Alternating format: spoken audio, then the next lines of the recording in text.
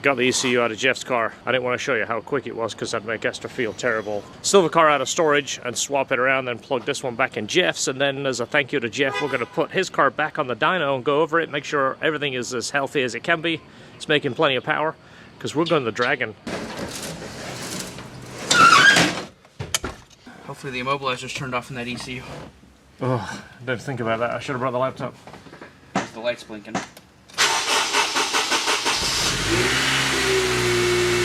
There we go.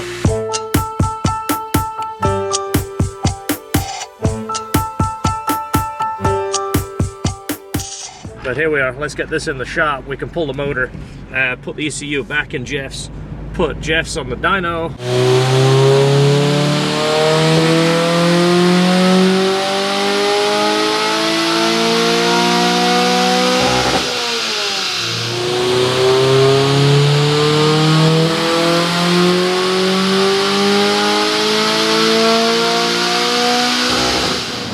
We had a little bit of a lean area here. I don't know why, but now we're straightened it up and it's plenty safe. Now we have a base run for the silver car. Yep. Even though the silver car is getting a different intake manifold, I'd be interested to see the difference, but it's pretty much the same deal. All right, let's take this one off. Let's get back to the silver one.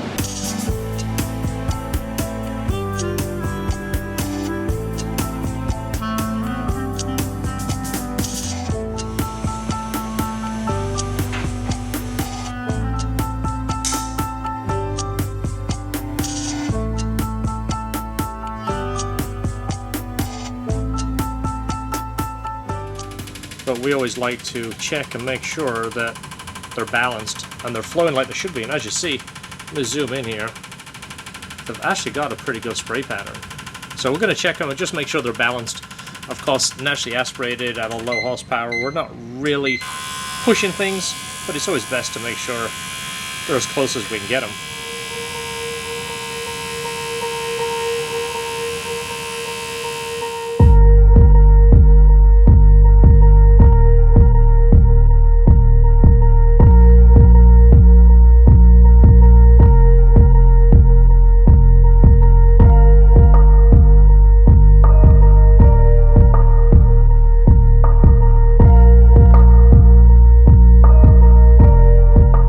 We're going to clean this. It kind of looks like crap, so we'll pressure wash this before we put it in. Engine is hanging on its mounts. It's got new hoses, new belt. The axle's back in. Axles are in good shape, brand new clutch, that kind of thing. But it'll just be a nice touch if you ever look into the car. This won't be all crusty. So even when we buy a swap header, it never quite fits. It was rubbing the sway bar right here. This was kind of high, so we've obviously chopped this section out. We're going to remake this to get us some clearance. Do want to give a big shout out to our friend Danny. He's loaning us a K-Pro because I checked with Honda and it's going to be another 2 weeks. And then of course when the parts come back, then we'll be working on it while we're working on another car. So Danny, thanks so much. We've modified the header. It was touching the sway bar. We got that fixed. This over here had basically like an apparatus on it that would be so you could pull it behind an RV or a trailer of some kind. Well, because the bumper support is gone, we're going to leave it alone, and then if he ever needs it, it's there, but it is a pretty good brace. We're working on the exhaust, we have the intake to do, and a few little odds and ends, then we can put fluids in it.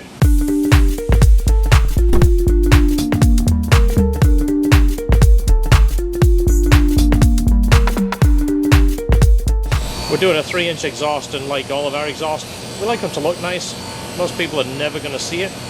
But if you do, we want you to feel like we did a good job for you. We're trying to keep this as quiet as we can. We're going to be doing a twin loop muffler here. We have a 3-inch resonator right here. You can just see it's kind of in the factory location. Then we're going to do another resonator right here. So this thing should sound good and be quiet. Jeff really likes the sound of his. We're basically going to replicate his exhaust because we know it works. It'll support all the power that it's ever going to make. The factory muffler had 2 tips, and that's something the customer really liked. Well, most of the mufflers we found that had 2 tips built into them, like MagnaFlow and such, the muffler is actually quite long, but they're not as quiet as our twin loop. You see how big this is. Look at my hand right here. Well, any tip that we put in here, imagine a round tip there or an oval tip, still got a big opening, so we think a dual tip would be the way to go. So let's show you what we're working on right now. So we've basically made a Y section right here. This is going to go onto the muffler, and that outlet here, these are from a Corvette Z06, so they're a nice short slash cut, definitely a good looking tip, and they fit that outlet. And the resonator. The resonator, which again, try to make it quiet, make it look cool, but make it quiet at the same time, but they suit that outlet so nice. We're pretty good now. We should be able to put in a base map and look everything over and start her up. The muffler is not here. The exhaust is built all to the axle, but the muffler we still have to build and make it into a twin loop. It's not here yet. It should have been here yesterday. I paid for 2-day shipping, but of course with all the delays and such. It took the base map, so far the K Pro that we don't know anything about looks like it's working. Is that UPS? Can you see in the mirror? Hopefully he's got a muffler. We're gonna have a loud exhaust, but all we want to do is hear it start. Ready? Yep. That doesn't sound good. Sounds like the battery ain't very strong first off. Yeah.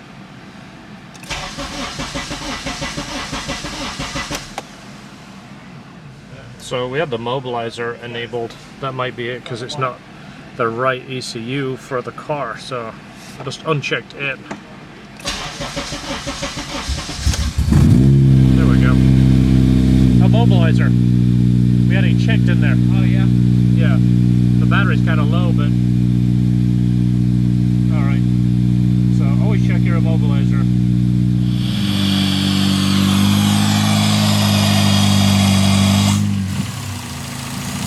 That makes a big difference, doesn't it? So we got a plug over here now.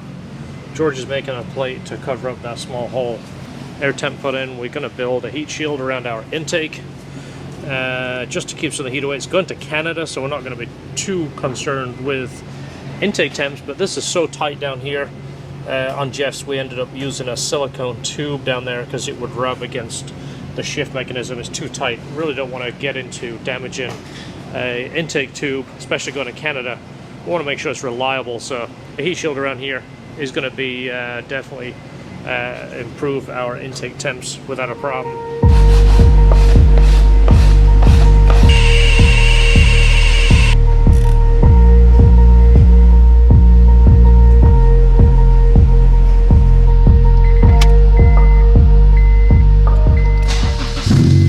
Oh yeah, much better. Just a couple of little tweaks. Vacuum is good now. Now we're not leaking out the manifold. That sounds pretty cool. It looks very stockish too, which is kind of what we were going for. Those tips do suit it being a wide cutout. Crazy thing is we have Jeff's car right here. The Civic EP3, which is pretty much the exact same combination, same exhaust, same motor. I mean, even with the Hasport mounts, it's very, very smooth. So we just got to finish bleeding it, charge up the air conditioning, look everything over, do our unit break in on the clutch, and then start tuning it. As soon as this car is done and we're happy, we're leaving. We have the car in the dyno now. We've done basically a clutch break-in. Well, we get asked this all the time, how do you break in your clutch and how do you know it's broken in, that kind of thing. Typically an organic clutch will take a good 500 miles of street driving to break in. If you do a data log of how many times you depress clutch over that period, that's basically what we do on the dyno. It takes a lot less miles, it's a lot of clutch travel, but your job is to keep the clutch cool. You don't want to get any heat in the clutch, you don't want to burn the clutch or glaze it. So we do a basic clutch simulation. Now you got to remember, it takes a lot less energy to turn those rollers than it does on the street. So even when we're doing a break-in to do a dyno, it's not 100% broken for you to beat it on the street. Still got to kind of take it easy and finish breaking it in. But it's broken enough that we can tune the car.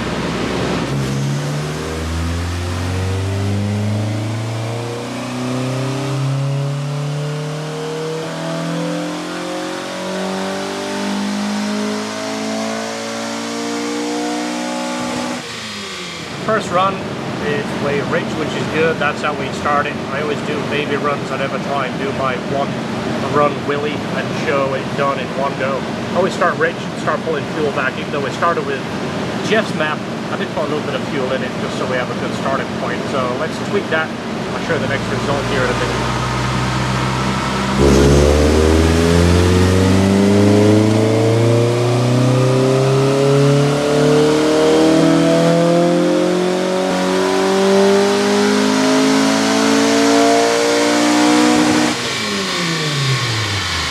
So I'm going to get an exhaust sound clip from further back. I'll zoom in so you can see what I'm talking about.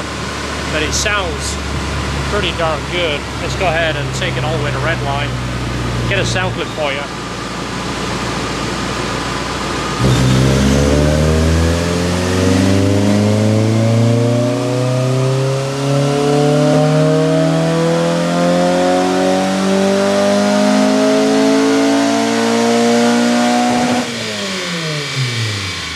I did fail to mention this is going to Canada. Actually, I did mention, but it's got 91 octane in there. So that's pretty good power. 211, 182, and we've got a really safe air-fuel ratio. Look at that. It's pretty nice, right? So it sounds good. Everything's good about it. We're just going to let it cool down, do another run, just make sure it's happy. We've been doing back-to-back runs, so it's really hot. Intake temps are happy. They're sitting at 92, which is really good. So one thing that is so underrated is this, right? Take off in first gear, just roll along, right? It just lights the tires up and makes the tires spin. It's weird, obviously all about high performance tires don't spin as much, and when they do spin, they don't make really any kind of noise. I miss that tire squeal. It's just part of the excitement. I mean, it's not going to get you any quarter-mile times, but just that sound and feedback is sometimes what you need. Ready? I gotta do it again. See? It's that good. There's George right there. He's picking up flags. We're taking those to the Dragon meet. From Honda that the ECU will be shipping next week. So thank you again, Danny, for loaning us the ECU. We managed to get the car tuned and drive it enough to make sure everything is happy. We're going to talk to the customer, see if he is interested in doing a full detail on the car. I think it would really wake it up. This one wheel has been repainted in the worst possible way. It looks like somebody touched it up and used a fork instead of a paintbrush. Other than that, I think a good detail would really wake it up. What do you think of the exhaust, guys?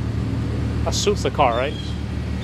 So let's just do one more drive. I'm going to get George to drive it on the side street right here, just so you can get a sound perspective from the outside. But that thing is awesome, isn't it? Yeah. That really is cool. Anyone who doesn't like the exhaust, I made sure to make dual tips on this car because that's what I really like. Yeah, sometimes that's what happens when you give us a car. We often put our own flair, but the customer wanted that with a twin loop, so that is something we can do, and it sounds good. Something about that coming from behind you is quite scary. So let's get some sound clips of that. The CRX, we're going to be leaving at 5 a.m. tomorrow. We've got 630 mile drive in one direction. We're going to do it in one day. There's 6 of us going up there. Watch out for that video. We're going to call it the Dragon Trip number 3 or something like that. The confusion right now. We've got some people parked here. This guy wants to come. George is getting completely out of the way. This guy wants to go by, and everybody is waiting for the next guy to make a move. So I was literally a 5-minute standoff right there. I should have got that on film. So there we go. We get some clear runs now.